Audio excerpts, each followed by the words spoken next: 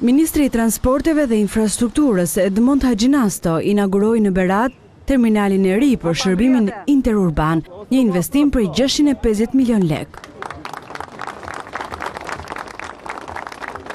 Haxhinasto u shpreh se po hartohet një plan integral për reformimin e transportit ndërqytetas. Shërbimi që ofron infrastruktura fizike të jetë cilësor. Dhe ky është një hap i rëndësishëm sot.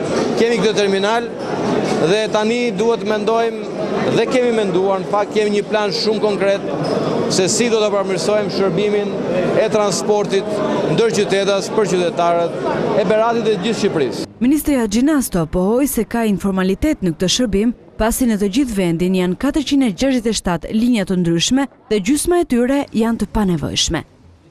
Ka shumë më tepër linja se sa nevojitet. Duke optimizuar këto linja, ne do të kemi mundësi që të rritet efikasiteti dhe cilësia e shërbimit për qytetarët. Do të ulen kostot, se sot shpenzohet gati 50% më shumë për karburante se sa është e nevojshme për këtë shërbim, dhe qytetarët nuk marrin cilësinë e shërbimit që duhet marrin. Së shpejti do të përfundoj edhe rekonstruksioni rrugës nacionale Lushnjë-Berat dhe do të ketë investime të tjera në këtë qytet, përfundoi Haxhinasto.